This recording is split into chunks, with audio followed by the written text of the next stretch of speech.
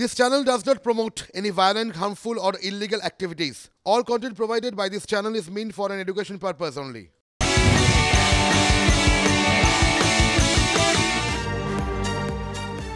নমস্কার, সুপ্রভাত। আপনারা দেখছেন টিভি9 বাংলা সুপার প্রাইম টাইম। আমি শুভজিৎ রয়েছে আপনাদের সঙ্গে। 8টা মানে আপনারা জানেন 8টায় 8 রিপোর্টার এক্সক্লুসিভলি 8 রিপোর্টার। আমার সহকর্মী 8 জন আমার সঙ্গে রয়েছেন, কিন্তু এই মুহূর্তে আমার সঙ্গে যারা রয়েছেন তাদের সঙ্গে আপনাদের পরিচয় করে দেবো। আজকে আমরা এই মুহূর্তের অত্যন্ত গুরুত্বপূর্ণ খবরের আপডেট আপনাদের সামনে তুলে ধরবো। আমার সঙ্গে রয়েছেন আমার সহকর্মী অসীম, আমার সঙ্গে রয়েছেন প্রসেনজিৎ, আমার সঙ্গে রয়েছেন অরিত্র, আমার সঙ্গে রয়েছেন সোমা। এই মুহূর্তের গুরুত্বপূর্ণ খবরের আপডেট আমি আমার এই 4 সহকর্মীর কাছ থেকে নেব। কিন্তু সকাল 8টায় প্রথমে যে খবর আমাদের অবশ্যই নজর রাখতে হবে তা হলো পশ্চিম মেদিনীপুরের দাসপুর। আপনারা জানেন গতকাল রাতে পশ্চিম মেদিনীপুরের দাসপুরে বিধ্বংসী আগুন। হ্যাঁ, এক কথায় বিধ্বংসী বলা যায়, সেই ছবি তার প্রমাণ করছে। রসিকগঞ্জে একটি ধূপের কারখানায় ভয়াবহ অগ্নিকাণ্ড। আর আপনারা বুঝতেই পারছেন যে ধূপের কারখানা মানে সেখানে দাহ্য পদার্থ কী হারে মজুত থাকতে পারে। আগুন নিয়ন্ত্রণে আনার চেষ্টায় দমকলের বেশ কয়েকটি ইঞ্জিন রাত 2টো নাগাদ হঠাৎই ধূপের কারখানায় আগুন লাগে। তবে কী কারণেই আগুন লেগেছে এখনো জানা যায়নি। আতঙ্কিত এলাকার মানুষজন। এক্সক্লুসিভ সেই ছবি আপনারা দেখছেন টিভি9 বাংলার পর্দায়।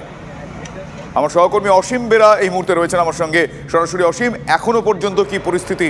আগুন কতটা নিয়ন্ত্রণে আনা সম্ভব হয়েছে এখনো পর্যন্ত?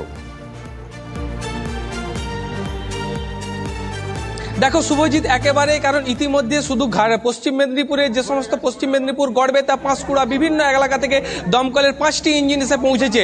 দেখো এখনো কিন্তু আগুন নিয়ন্ত্রণে আসেনি, এটাই কিন্তু দমকল কর্মীরা আমাদের কিন্তু প্রাথমিকভাবে জানিয়েছে।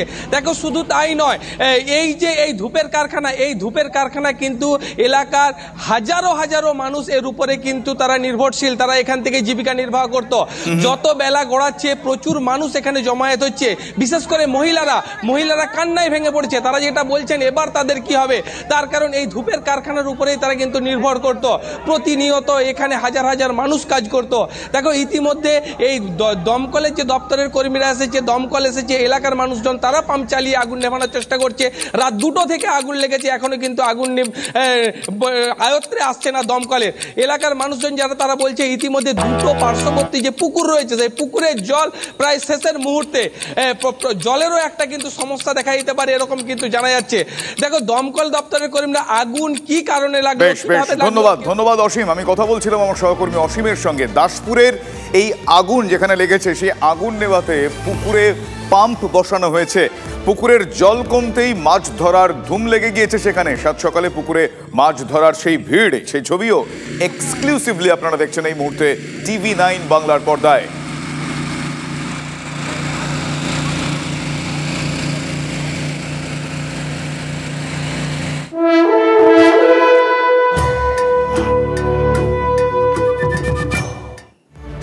এবার আসি ভোটের খবর মানে আসন্ন নির্বাচন। তার আগে এই মুহূর্তে যা ঘটনাই ঘটে সেটাই ভোটের ইস্যু।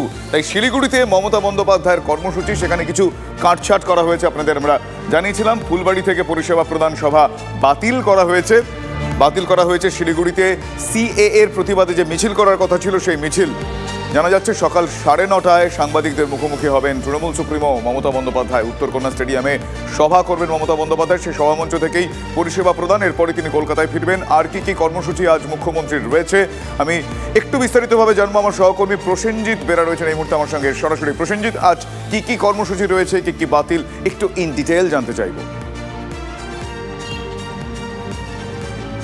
দেখো, পূর্ব নির্ধারিত কর্মসূচি অনুযায়ী আজকে ফুলবাড়িতে মুখ্যমন্ত্রীর সভা ছিল, যেখানে সরকারি পরিষেবা প্রদানের কথা ছিল মুখ্যমন্ত্রী।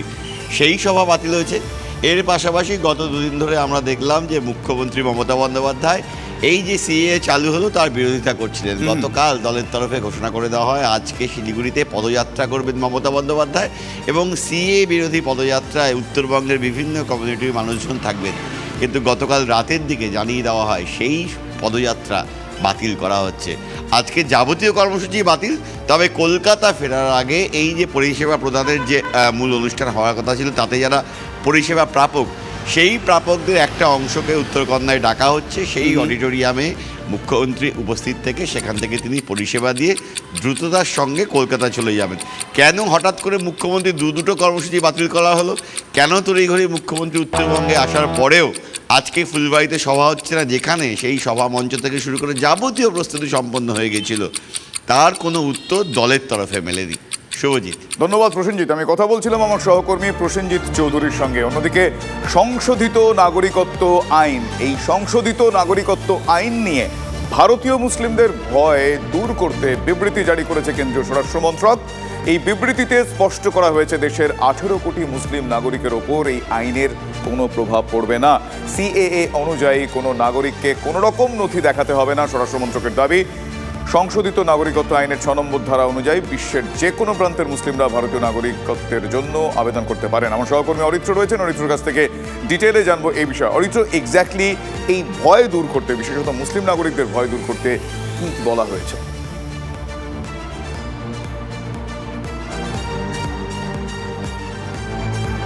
দেখো শুভজিৎ, গত সোমবার সিএ লাগু হওয়ার পর থেকেই কিন্তু মুসলিম সম্প্রদায়ের যারা মানুষ রয়েছেন তাদের মধ্যে একটা আশঙ্কার পরিবেশ সৃষ্টি হয়েছিল, একটা ভীতির পরিবেশ সৃষ্টি হয়েছিল যে তাদেরকেও কি তাহলে আবার নাগরিকত্বের জন্য নতুন করে আবেদন করতে হবে, বা তাদেরকে কি তাহলে ডিটেনশন ক্যাম্পে পাঠিয়ে দেওয়া হবে, এমন একটা দ্বন্দ্ব কিন্তু চারিদিকে ঘুরছিল।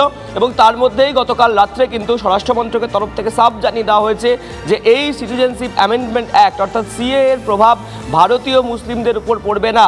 শুধু ভারতীয় নয়, বাংলাদেশ, আফগানিস্তান এবং পাকিস্তান থেকে যে সমস্ত মুসলিম সম্প্রদায়ের মানুষ ভারতে এসেছেন তারাও ভারতের নাগরিকত্বের মধ্যেই পড়বেন এবং তারা সমস্ত সুযোগ সুবিধায় পাবেন, কোনো কিছু থেকেই বঞ্চিত হবে না।